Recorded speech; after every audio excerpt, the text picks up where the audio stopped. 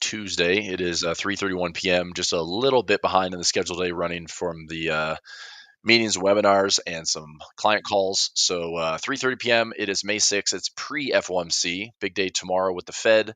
Unlikely to do anything. There's like a 98% chance they just hold rates the same. Likely going to be a pause through June as well, per the CME Fed Watch tool. But we do have a lot of earnings on tap. There is some highlights coming out this week. We have earnings today after market: AMD, SMCI, ANET, and EA. These are some highly traded options. Wednesday before market, so these will be some interesting ones to see how we get a reaction before the bell tomorrow. Uber, Disney, VST, VRSK, ROK, CDW. And then after earnings, Oxy, which I'm looking at a trade on Oxy. I'm probably going to wait for tomorrow. Maybe right until the close. I've got a nice little trade lined up for my newsbreaker service on OXY. Hopefully it still looks valid tomorrow. Fortinet, which is FTNT, Axon, and SWKS. Thursday earnings, we have a decent amount as well. TAP is one I'm watching. WBD I'm watching. COP is Capital One I'm watching. Aftermarket, MCK, MCHP, EXPE, TKO, which I actually took a ratio spread on that one and took some profit out for April. That is the mix of, I think, UFC and WWE. I know it's a lot of acronyms, but TKO is basically like an entertainment business now with the merger from WWE, and then LNT. And then we have, that's kind of it. Next week, we have some other notables. Walmart has earnings next week on the 15th. So anyway, earnings season, we have over 1,255 earnings this week. Some of them have printed. We had Palantir today. I think they dropped a little bit. They were sitting near all-time highs. Yep. So we had a pretty decent gap to the downside. 123 down to as low as 105. Palantir from yesterday's close is down about 11+%. Let me actually check and see PLTR. What was the expected move? So about a 20% move, and it was down about 11%. So it still didn't move the average. Yeah. That would have been an interesting one to watch. We actually had a lot of like 20+% earnings on Palantir for the last 5 or 6 prints. So it's still below what the expected move was. So that would be, if you're a premium seller, that'd be a pretty good one on Palantir, although you did have a pretty nasty drop. Right now, I'm actually wondering, let me actually check in Palantir right now and see, post earnings, if there's something to grab from this, maybe going out to the monthly, maybe actually going into the next couple of days. So we're looking at a plus minus $6.33. Ivy rank is 38.8, 6.35 divided by 109.29. So about a 5.8% move. And that's kind of child's play considering we can go 20%. So I don't think I want to step in the way of some follow through just in case there is. Let me see here. I think everyone's chiming in on free group chat. Give me a second. Oh, I'm here.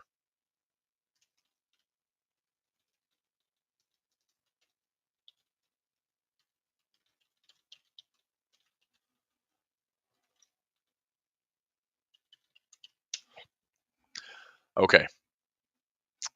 So, I mean, Palantir could be an awesome little range trade. I would be kind of hoping that we have a follow through to the downside. If we do, probably scooping up some Palantir down here.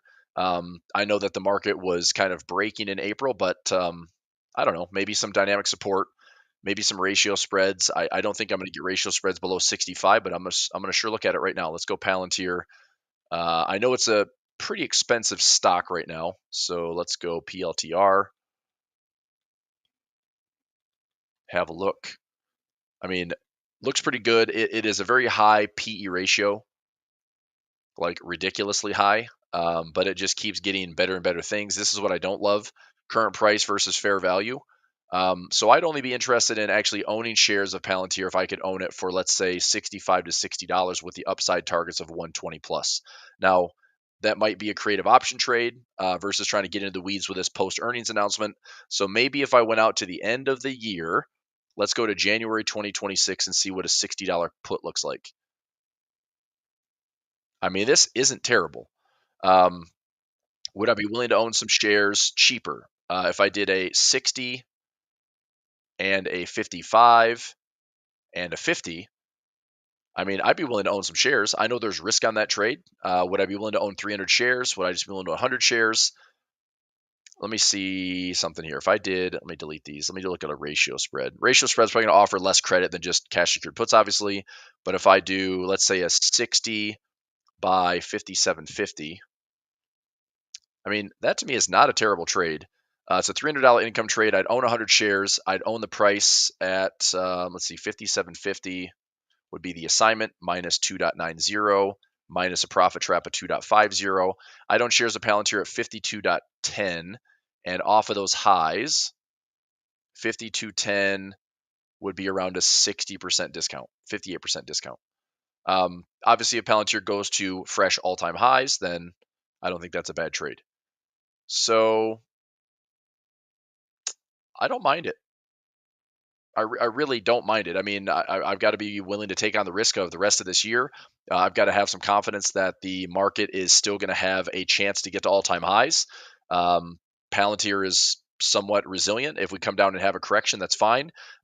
Covered calls. If I own the shares and I do a 30-day covered call, I mean, we're still getting. This is crazy, by the way. You're still getting like $7 or $8 for a 30-day covered call. So the ability to repair a stock like this should be pretty high. I think I'm going to take this trade. So let me see if I can get 60 by 57.50. How much different would it be if I went down a strike? 255. I still like pulling in $250. I'd own it even cheaper. I'm going to take this trade. I'm going to go with 2 and 4 so I can make about, let's see, what is that? $510 of income. I'd be willing to own 200 shares. I'll put this trade on for my portfolio margin accounts. And I also wouldn't mind throwing this in for some income on the other accounts, but I'd probably just scale it back to a 2 and 1. So I'd buy 1 put, sell 2 puts, create the ratio spread, same price. See if I get in here for 255.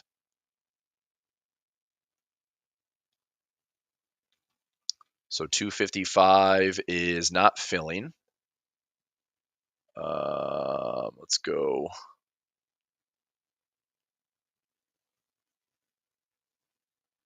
Replace. Let's try 253 as the mid price. 253 just got filled.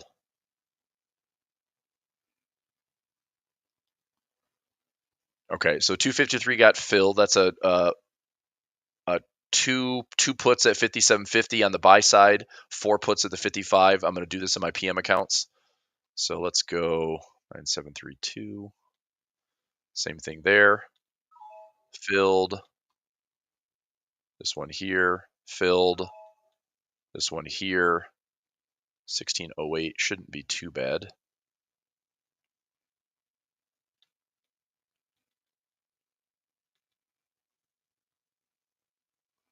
So working at 253. Try 252.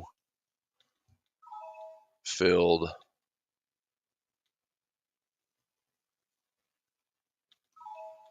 Filled. And filled. And last one, filled. Okay, so I'm going to add this in. PLTR, this is out to January 16th of 2026.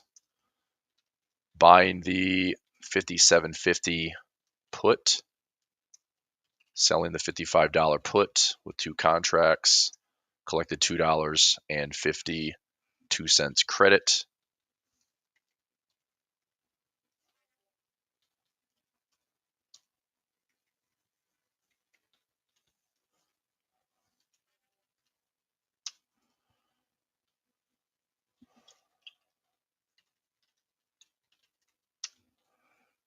Okay, not bad. And then for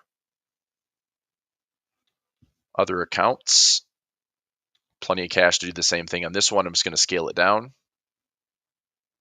So let's take this trade, scale down the quantity, and get this one in my other accounts. There we go.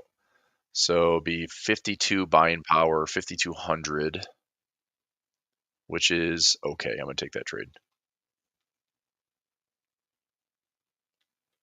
So 253 not filling. Let's try 252 again. Okay.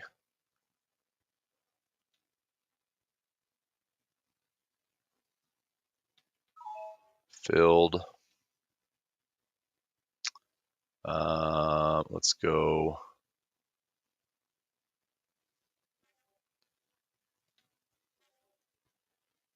There we go. Oh, come on. Give me a fill at 252, would you?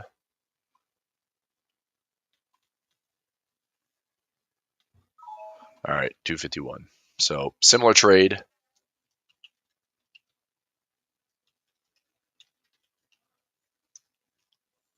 $116 expiration.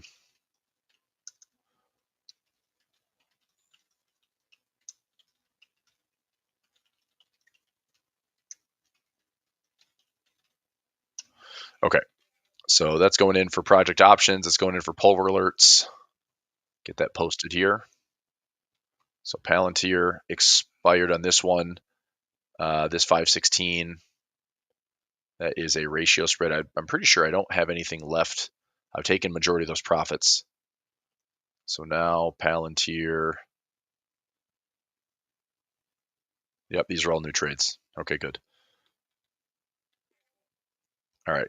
So adding in 116.26 expiration, 557.50 put, sell $55 put, 252 credit. So from 50, I mean, basically from $52 and change, that would be my break even. So I don't really have any risk on the trade unless we're, we'd have to drop below like $50. So the ownership price would be assigned at 55 minus 2.50 and minus 2.52. I'd own it at 49.98. Not a bad spot. If assigned, break even 49.98. Okay, so get an image there. And that's the trade. Okay, we'll have a look at it. So I'll get that one posted.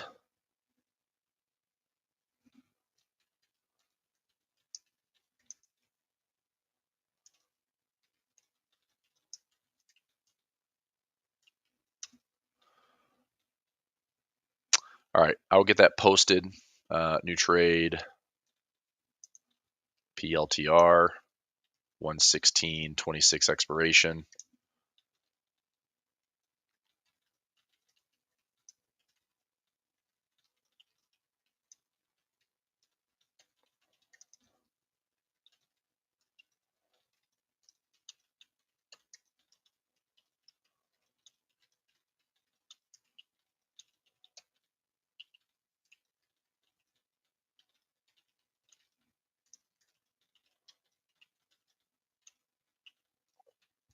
And also, if price rallies to all-time highs, I will look for profit protection at, let's say, 80% or higher max credit.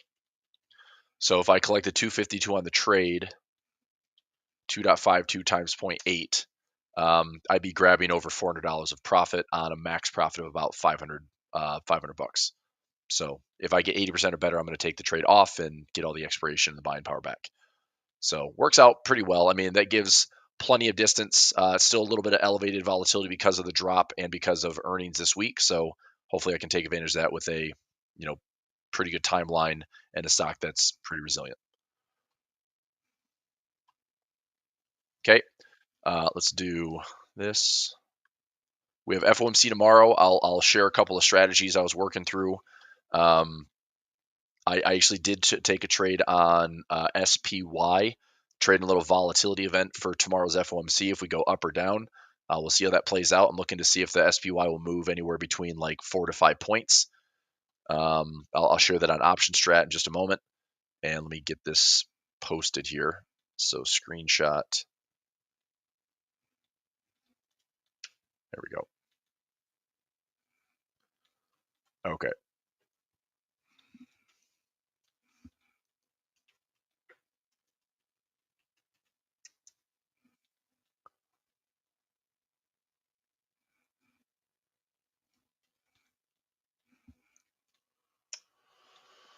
Okay, trade is in.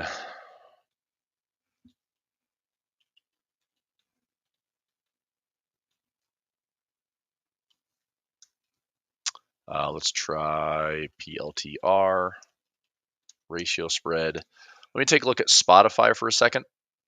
Shopify has earnings this week. I want to price this one out really quickly.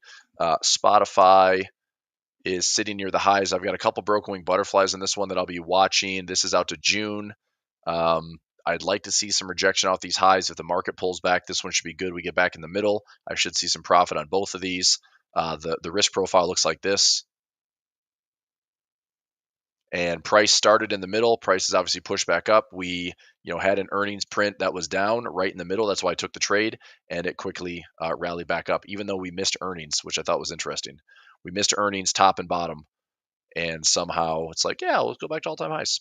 So hopefully we're putting in a bit of a top here. So I'll watch that one. Shopify, let's price out some earnings. Also, by the way, if you'd like to join me tomorrow, tomorrow at 1 p.m. Eastern time, I'm having a live workshop, a live earnings workshop, where we're going to price out some trades together. I will have the link to that in my Telegram. So if you'd like to join me, that should be right in here. First ever live earnings workshop, Wednesday, May 7th, 1 p.m. Eastern time. If you'd like to join, here is my Telegram so I can share the link. If you're in my Telegram, then you can join me tomorrow at 1 p.m. You'll see the link get posted several times. So, Chris Pulver Telegram. There it is. And then a 1 p.m. to be Wednesday, 1 p.m. Eastern time, earnings workshop. So we'll talk through some pricing. We also have FOMC at 2 p.m. So we'll probably just tag team. Like I'll do live session at the 1 p.m. workshop. I'll look at some FOMC results. The news is going to be a nothing burger at 2 p.m. Price obviously might move, but this is basically going to be all about Powell's message. It's 96.9% chance the Fed doesn't do anything. Probability is we're going to continue to see a pause through them through June. So nothing, and then July. It's pretty appropriate that we come out of this tariff window into early July. The Fed meeting at the end of the month. We'll have, we're still going to have CPI data through next week. We'll have PPI data, we'll have PCE data, and then we go through the same thing again in June. So we're kind of sitting at like it's 56%, but kind of a toss up of like, will the Fed actually cut? According to this, they're going to cut 25 basis points, but this could potentially, shift and change in the next 30, 60 days or so. So anyway, it's a big question mark, and I just want to make sure that I'm not being greedy, calling directions and forecasts. This market could go one way or the other. Let's go to Shopify here. Shopify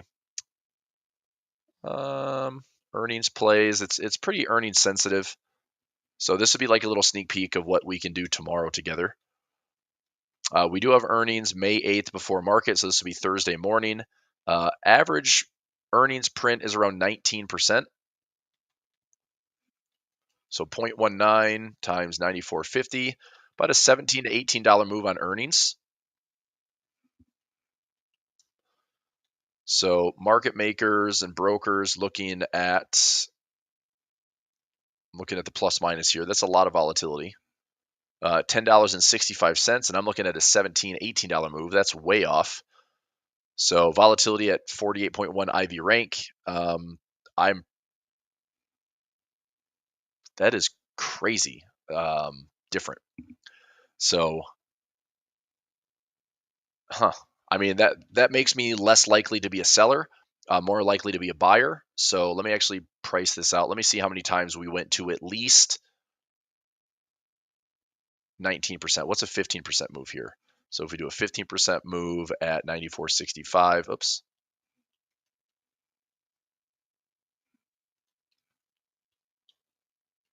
So about a $14 move. That's still way above what it shows here for the broker on this Friday's expiration. That's really, really low.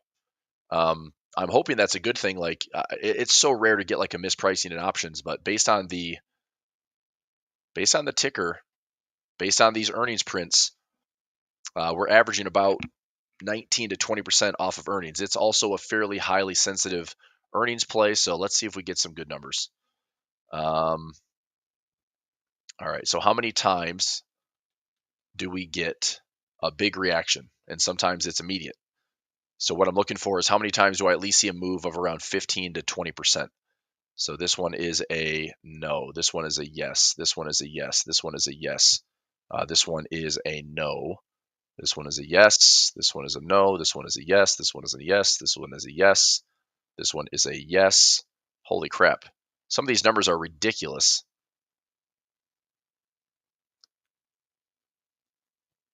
Okay, and then we have some no's. If you go back deeper from like 2021, 2022 earnings, yeah, I mean, it's a highly sensitive stock.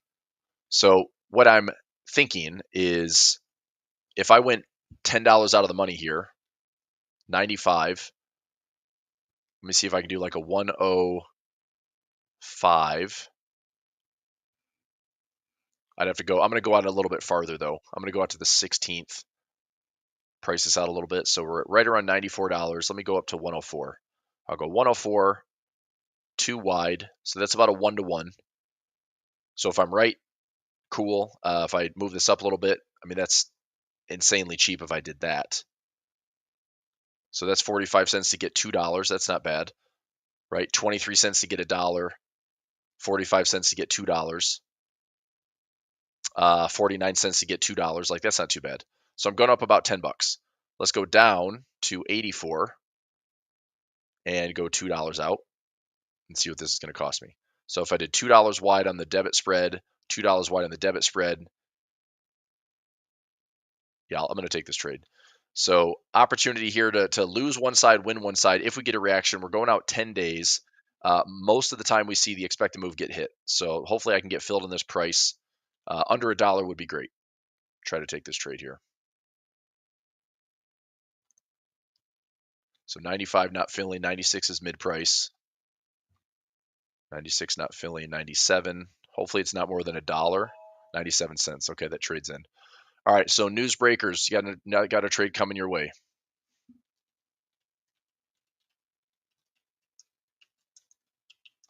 Uh, 5/16 expiration.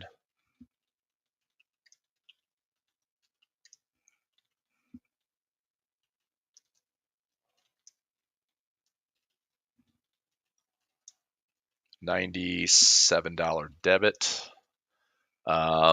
Expected move is plus minus 1198. Average earnings move is closer to like $14 to $17, about 15 to 20% earnings average. This is $10 out of the money.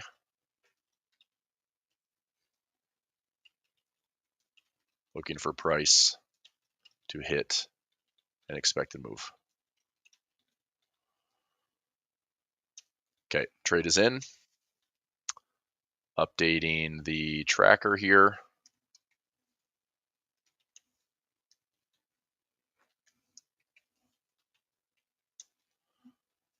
$5/16 expiration.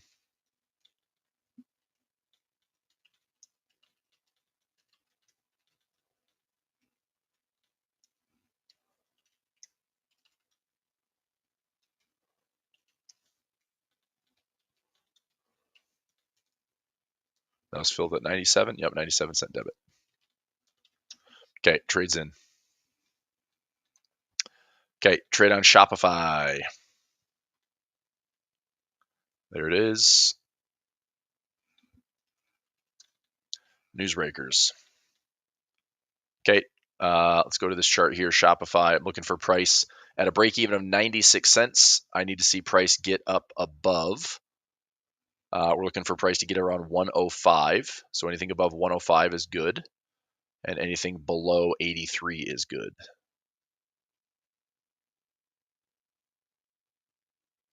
There. So above 105 and below 83. And we'll see if we get ourselves a little reaction. Okay, what other earnings do we have coming up? decent list. So Shopify adding to the highlighter here. I priced out a bunch of other ones today. I didn't really love them. Crocs is fairly sensitive. I might take a look at that one. Yeah, let's price out some Crocs. Crocs is May 8th, so I still have some time. I'm going to save a couple of these for tomorrow's workshop, but I'll look at Crocs right now. So earnings average around probably 14-15%. And do we get a big old retail reaction?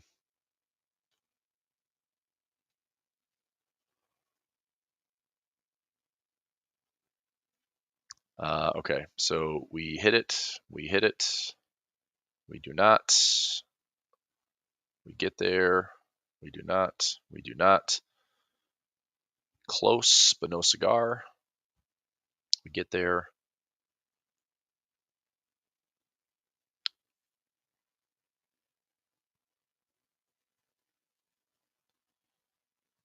get there, and they're close. It's pretty consistent on Crocs, making some decent pushes.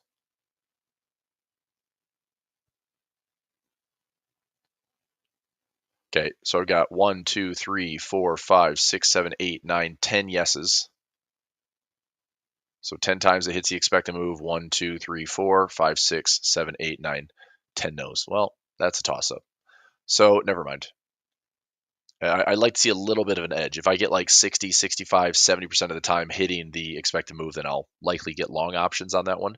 But if it's a 50-50, then it's literally like a coin flip, and I don't love that. What else?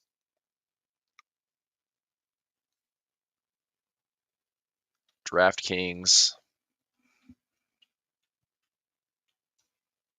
Oops, DKNG. There we go. DraftKings at 33.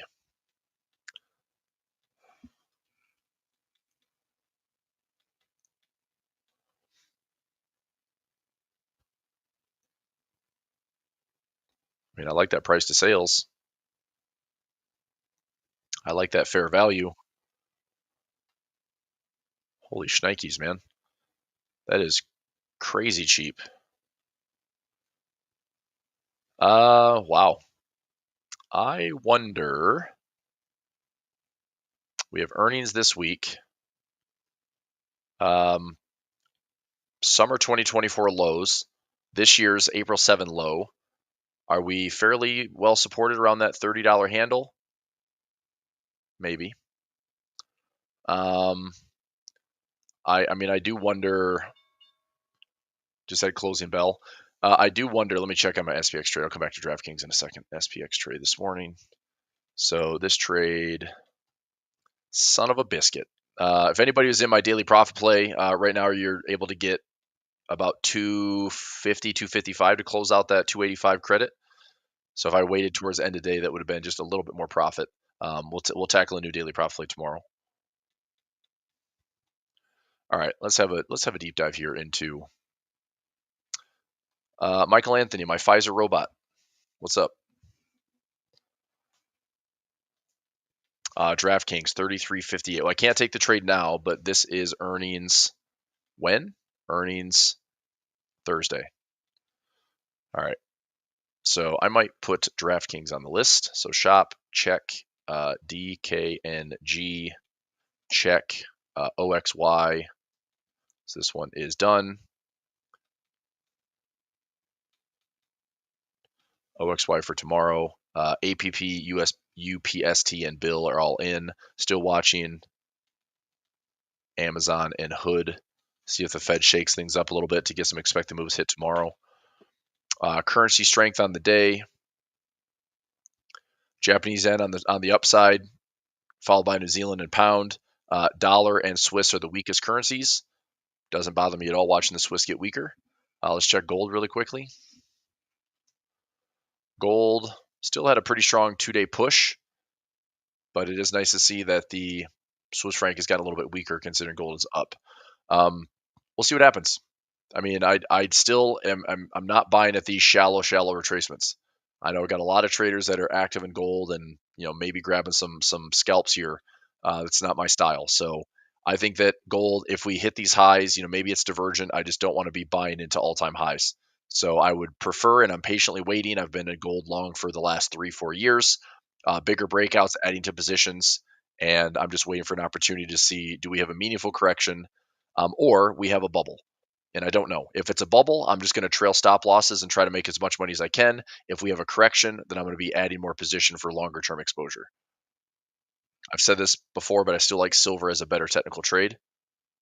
Silver had a nice 2-day rip as well. Let's see if we can get silver back above 34.84, break these basically $35 highs. Even if we have a channel, maybe some resistance around $41, but I'm looking bigger picture like the 2011 high, the 1980 high around $48 on silver. So I still like it. Bitcoin at 94.9, just kind of hanging out. I wouldn't be terribly surprised to see Bitcoin maybe go sideways, maybe break down, find some support in here, and then have a swing trade back up. So I'm looking for maybe a dip around the 80, 84 to 87 zone, maybe a retest of the lows. Probably less likely to revisit lows, but I think this would be a good swing trade. If you set this up for a swing trade, there's your risk, there's your reward, about a 2 to 1, not bad. Gold miners, I don't like any of them. I don't trade gold miners because their spot price is crap compared to gold. So, I mean, look at, if you compare gold miners to gold, this goes back to 2022. I'm going to go to the bottom of 2022. GDX is up about 143%. Okay, I mean that's impressive. Annualize this out over about 2.5 years. So 143 divided by 2.5. That's a pretty good run. Go to gold since the bottom of 2022. Gold's up 117. So miners in a way outperformed. So F, what I do with GDX. But I think the asymmetry is more in the junior mining space. It's just higher risk, it's less liquidity, which is why I don't trade it that much. GDX was a good buy in the 30s, and that's about it. If you're looking to get a dip on miners, then take the trend line, look for a pullback into some EMAs, and I would say, pulling back into this area looks like a nice opportunity to get long. But I'm not going to buy highs. Okay. Driven by China's latest gold investment. I mean, sure. Okay. I mean, it's no secret. China's been buying gold for years and has been more vocal about it. Trying to be stealth, but now it's becoming a crowded trade. So, yeah, I mean, look, melting up gold is fine. If it goes up, fine. If it's a bubble, fine. I'll trail stop losses. But I can't justify buying gold at these highs when I know that we have a 400 plus bar count that's likely to have a 15 to 20% correction. I'm not going to buy it. So I'm going to watch it, and if it melts up another $500 an ounce, $1,000 an ounce, starts to get into ridiculous territory, then I'll probably just trail stop losses so I don't get burned on our correction. Bitcoin, yeah, like I said, still watching. MicroStrategy back up to 385.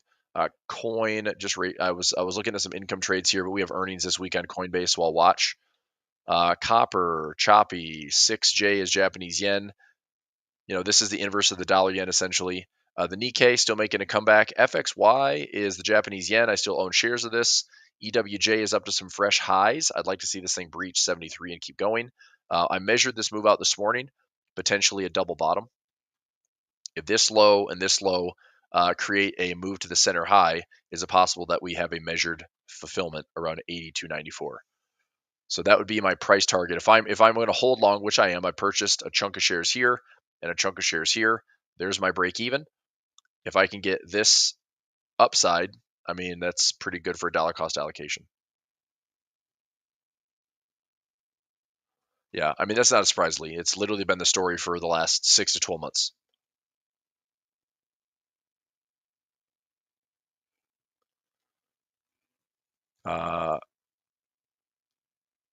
I don't like miners. I said that. GDX, if it pulls back with a spot price of gold, so be it. Good opportunity. Um, Look, mining gold is expensive. Projects are expensive. The probability of making money on a project is slim to none. I mean, the nice thing is they all have gold on their balance sheets, and gold is appreciating like crazy, and that's where the catch-up trade comes in. Miners have been, underperforming for a while based on the spot price of gold, and they played catch-up very quickly. But I'm gonna wait for a dip. I'm gonna wait for a pullback. I'm not tossing money at highs. Okay, China had a pretty good run today, up 1.34%. This is HSI. Brazil flat. Latin America actually up on the day at 0.85%. Mags down about 0.82%. Mag 7 earnings are done. We still have some gaps and some backfills to do here if the market's going to pull back on Mags, maybe pull back here on Mags. I mean, honestly, I wouldn't mind having some decent Mag exposure if we're down into, $40. I also wonder here, like the reality of this ETF. I mean, how long does it take until the Mag 7 is no longer the Mag 7, right? It used to be Fang stocks, then it was Fang Man, then it was Fang T Man, now it's Mag 7. Now you put in Broadcom, so it's, Mag 8, Magnificent 8, or whatever. They're all changing every single year. But knowing that, I mean, honestly, if I were to pick, it's like I'd like to see if there's an ETF that's like, give me Meta, give me Microsoft, maybe Google, and that's about it. Like, honestly, if I'm trading like cloud infrastructure, maybe Amazon. I think Amazon's good. But if I could avoid Nvidia and China right now, like Nvidia and Apple, to kind of get out of the potential, the fallout zone of China. Like if there's any backlash or there's any failed trade deals, then I think Nvidia and Apple could be the ones that struggle as far as Mag 7 goes. So I don't mind, I don't mind getting some Mag 7 here. I don't mind getting some Mag 7 here, but this also could be what drags the market up with a bigger melt up. This would also be the thing that drags the market down. Am I staying on pharmaceuticals? No. I mean, my exposure is J&J. So I mean, I've got J&J exposure, which is not all pharmaceuticals. It's a little bit everything, but also Pfizer. Pfizer with a big drop today. Eli Lilly was hit pretty hard today. So I mean, Pfizer's about my biggest exposure to pharma, but like biotech and no thanks. So I mean, Pfizer, yeah, it's just a struggle bus. So I wait. I mean, I look back to, we're below COVID lows, we're below 2024 lows, we're back to 2014 lows, for crying out loud. I mean, I don't know what Pfizer has to do to turn the corner, but I mean, I do like the fundamental side. I just think they need to kind of change their product offering. And I don't even know what the extent is of like pharma tariffs. Are we doing it to bring prices down? Because that's probably not going to help. Are we doing it so you have to buy pharmaceuticals within the U.S.? I don't know if this is good or bad, but obviously stocks are dropping. It's not a good thing. So, way below estimated value. Still, price to earnings is dirt cheap, which I'm happy with. Fair value $70. I'm happy to make this thing back up to like $30. I'm not looking for a crazy run in Pfizer. Yeah, it doesn't matter if sentiment's down, Michael. If sentiment's down, I mean, Pfizer can go back to lows at 21. Pfizer can go sub 20. You look left on the chart. This stock has been trading during the Great Financial Crisis. We were down to $12. Now, bigger picture, yeah, if we were here and all the way down here, I'm going to take another position on Pfizer. I don't think this is a company that fails. I mean, realistically, if we give this like 6 to 12 months, are we here with a pattern? Do we have a price pattern that can emerge and we can, measure something that gets us into 30s or 40s? Well, sure. But you're kind of calling a bottom, which there's no end in sight. So I'm going to wait. I've got some exposure. I got some calendar spreads. Diagonal spreads are going out to summer of next year. So I'm hoping Pfizer can turn a corner, but time will tell. All right. Currency strength wise, again, real quick, Swiss and dollar were weaker. Everything else kind of jumbled. Japanese yen on top. Tomorrow's news. Let me go to Forex Factory for tomorrow. So we have unemployment news coming out of New Zealand today. Tomorrow is light across the board except for the Fed funds rate, which is a pause expected with the press conference at 2:30 p.m. with Jerome Powell. So tomorrow from me, I will have a 1 p.m. Eastern Time earnings workshop. 2 p.m. will be FOMC release. And then 2:30 is Powell press conference. And 3 p.m. will be final hour session. So depending on how long we get through the earnings workshop, we might just combine it, or I do like an earnings workshop, jump into an FOMC session, just see what the reaction is. And then it's kind of it's just a wait and see. I mean, the market will probably be pretty calm. Usually FOMC days are pretty chill. And then things get really exciting, and like the expected moves are hit, tops and bottoms are hit. It's a noisy day. 2 p.m. to 4 p.m. is usually when kind of the fireworks take off. So I do have a trade that I'm watching right here. I put in the SPY this morning. So SPY, this trade. So I did a double calendar spread on the SPY. We're trading at 558, which is essentially where we started the day. I sold a 564 call, so about $6, about $5 or $6 above price, and about $5 below price. I sold a put. Here's what the trade looks like. I'm see if it will show analysis. It kind of does. It's actually a little bit easier to build this out on option strat. So let me go into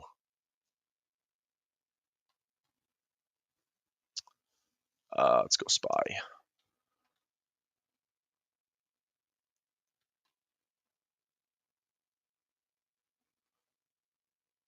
SPY.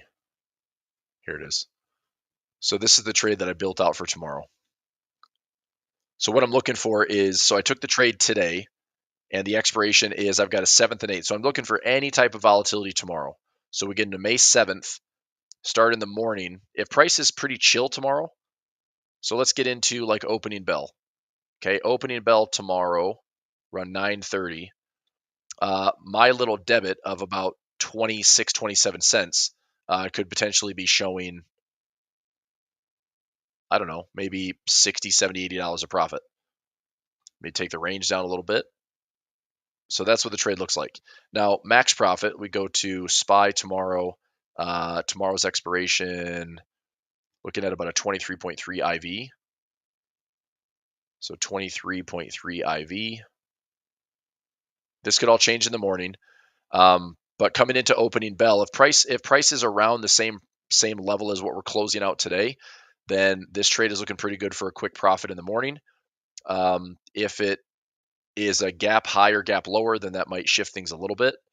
But by the end of the day, I have a potential profit trap where I could turn a $27 debit into about $120, $130 credit. So that's a 3-to-1, 4-to-1, 5-to-1 potential trade. But I got to hold that all the way to the end of the day, which is going to be unlikely. But if we just stay in a bit of a range here, my sell side helps to make about 100% profit. So hopefully that is the case for tomorrow. So I'll check that out in the morning. SMCI, yeah, I priced that one out. I didn't take a trade on it. It didn't price out the right way. We have earnings coming. It's not yet. They are today after market. Nothing happened. We don't have the official SMCI yet. So it's post market is down a little bit. It's down about $1.60. But expected move going into SMCI for Friday was only a couple of bucks. So earnings today after market going into Friday's expiration, you're looking at about a $3.76 move. So just the option chain alone is a little tricky. So I did not take SMCI.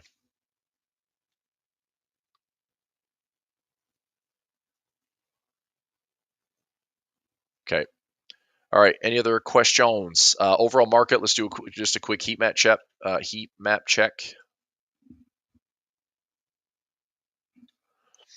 So we had about 62% of stocks declining today. Pharmaceuticals were probably leading the decline. So UNH down, Eli Lilly down, AbbVie down, Merck down, Gilead down, Pfizer down, Bristol Myers Squibb down. Yep. So we've got Healthcare down. Healthcare plans down. That sector was hit pretty hard today. Eli Lilly, did they have earnings this week? I think they already had earnings. Yeah, they had earnings last week. So just a big range trade. I mean, look, Eli Lilly, would I be comfortable buying some? Not right now, but I mean, if we come down to this is a weekly chart, but if we come back down to support in here, then sure, maybe, right? If we come back down to revisit April lows at 707, if we come down to a yearly moving average, we come down to a big swing fib. I mean, go from a low to a high. This is just a monster trade, but we did pull back to the 30%. We're trying to get back to this high again. So if it tests the lows, I mean, here's a 382 pullback zone around 650. Here's a 50 pullback zone around 550. It's like there are trades to be considered. It's just a very expensive stock to trade. So, I mean, if I like it enough, the dollar cost average into it, I would say, okay, if we revisit lows, I'll put $1,000 at it. We come down to a 38%, I'll put $1,000 at it. We come down to the 50%, we put $1,000 at it. So, a 3K position, and then it goes up to highs. What would that look like as far as return? About a 55% return on 3K. It's like that's good. I would take that trade, but I'm not going to take part in something that's gone exponential and is now just maybe a chop trade. So we come down low enough, I'll consider buying support.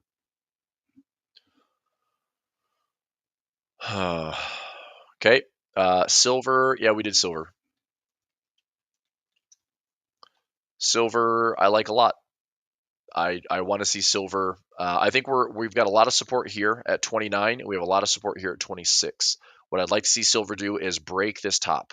We break this top, it is pretty much open space to the upside, which I like. My target on silver is minimum target is $40.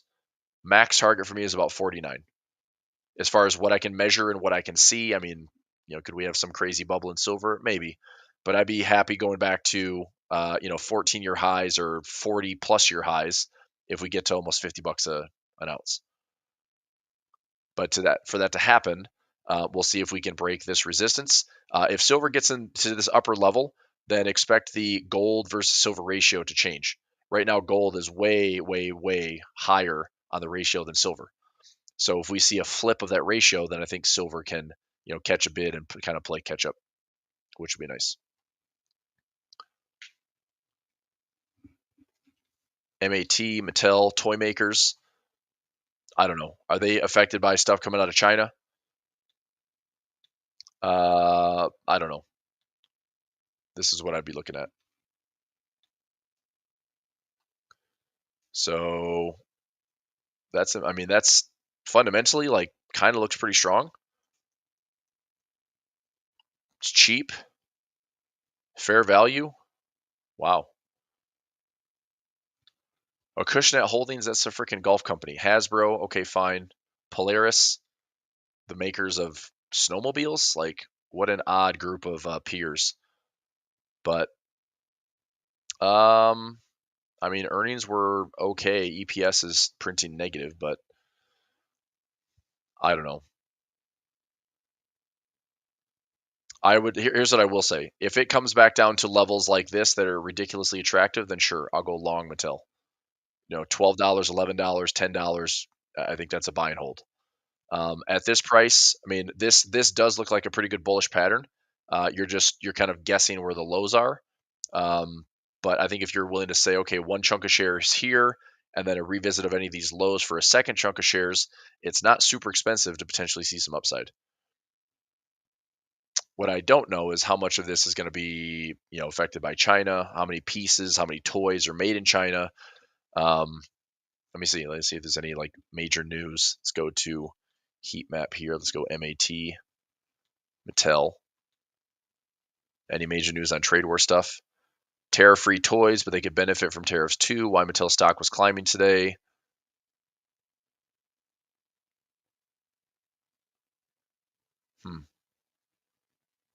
Attractive and undervalued. These are all today. Barbie's about to feel a tariff burn. Yeah. All right. Anyway, um, it's not awful. It's not awful. I would say if I wanted to trade it, two ways. One is I just buy shares and don't think about it, or the other one is I trade something like this, like a deep in the money call. Instead of allocating, $1,600 to buy 100 shares, I just buy a deep in the money call for 800 bucks. So if I bought two of these and I sold them at the money, so this would be down one. So for $1,100, I get a synthetic. It's kind of like a synthetic long, where I can tie up about $1,100 versus $1,600. So this isn't a bad trade. If price goes up, it's like I own the shares. So if it goes back up to 21 and change, goes up to 25 and change, there's a pretty good return there. Otherwise, I would just buy shares here, be willing to allocate about, it'd be $1,600 and down to about $10. I'd allocate $2,600. $2,600 for a potential, 75 to 100% move wouldn't be bad. Am I coming back to all-time highs on, maybe.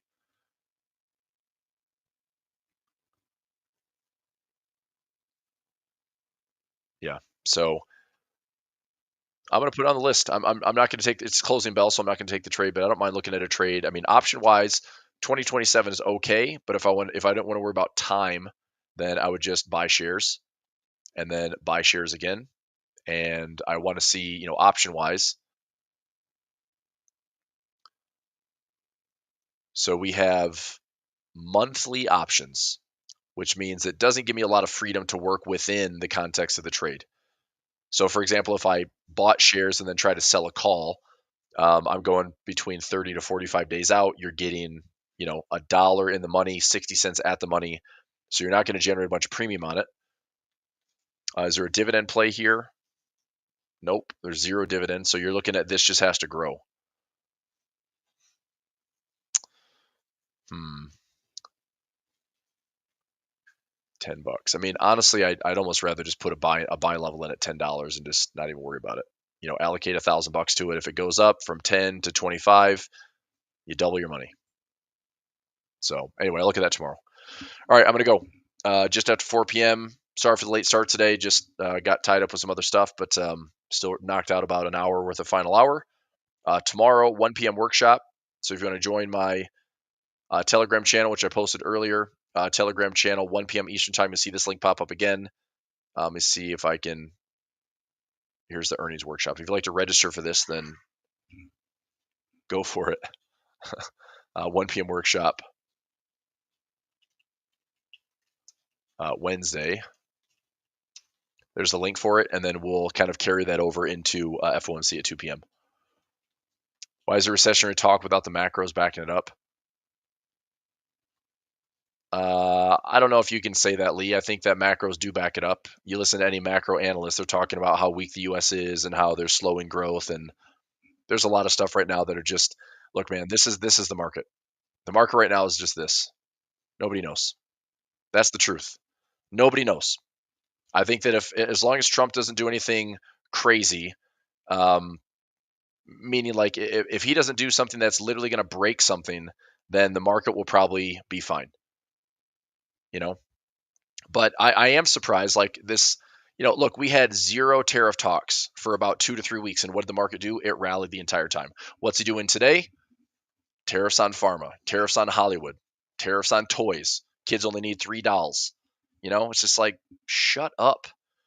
So if the dust is going to settle, I think the market is resilient enough and just wanting desperately to like have the evidence say that we can go higher because earnings are pretty good. The economy is resilient. Unemployment is still steady. But if we try to like talk this trade war stuff again, it's like the market's not going to like it. So, it's like we have such a wide dispersion of where this market can go this year. Like it's anybody's guess. So anyway, I'm sitting in a lot of cash. I'm pretty diversified. I've got hedges on. A melt up is fine, I'm not aggressive. Like if the market goes up, I'm not aggressive. I'm just not. Like if it proves like, yeah, I can define risk trade there, but I'm basically trading like pretty safe income trades down here.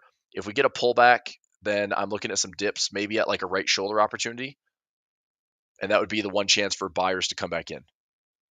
Yep, that's a great point, Jonathan. What if shelves get scarce and panic? That's true. I don't know if that's going to help Mattel. I mean, I was looking at the stock. It's like if shelves are bare, I don't think that makes the stock price go up. I think that's a huge concern, right? And that's the stuff we don't know. Like in June or July, if we have empty shelves with retailers, that's a huge concern. Look, full transparency. The last couple of weeks, I do some stuff in the golf business, and custom fit clubs and do some lessons, and many of the manufacturers right now, TaylorMade, back ordered on shafts. It's not TaylorMade like heads, but it's shaft companies, which are all third parties. But they are the assembly makers for, like, if you want to complete a set, you got to have a grip, a shaft, a club head, and I've had multiple orders in the last 2 weeks that have been delayed by 2, 3, 4 weeks. We had Mizuno, which make parts like club heads out of Japan. They just retired like 8 of their club heads because they don't have them in stock anymore. So there's definitely stuff happening. Inventory and all this is this a supply chain disruption? I don't know if this is good or bad, right? You disrupt the supply chain, prices go up. That is inflationary. So, but I don't know how bad it gets. And I'm not going to pretend like I know where this thing is going. It's like I want to brace for some downside just in case we get it. I think the market can still offer up some buying opportunities. I think Trump and the administration would be stupid if they're going to let this market drop below 4,800. I could see the market being noisy in here, and the dust has to settle into July. But if we have a chance to like kind of buy some equal lows, and then the market gets to all-time highs for the year, like I'd love to have that trade. For the second half of the year, I'd love to have this trade. My least favorite trade would be that right now, even through all this tariff noise and uncertainty, that the market still melts up to all-time highs. I would kind of hate that trade because I don't feel like I can participate. I was very active down here, got a lot of profit, but I'm not trying to play games with like all these technical resistance levels. And furthermore, how many stocks are below the 200 moving average? Still about 59% of them. So where is my here? Okay. Still about 59% of stocks are below the 200 moving average. So technically speaking, the broader market, 500 stocks, still in a bear market below the 200 moving average. Now we could catch up to it. We could hit it. Is it going to be resistance? Is it going to be a new buy zone? But this is why I'm not super bullish on anything. Okay. All right. Sounds good. All right. I'll let you go for today. Come back and do it again tomorrow. 1 p.m. workshop. We'll parlay that into FOMC at 2 p.m. and then we'll final hour at the end of the day. Have a good rest of the day. See you tomorrow. Thanks. Bye.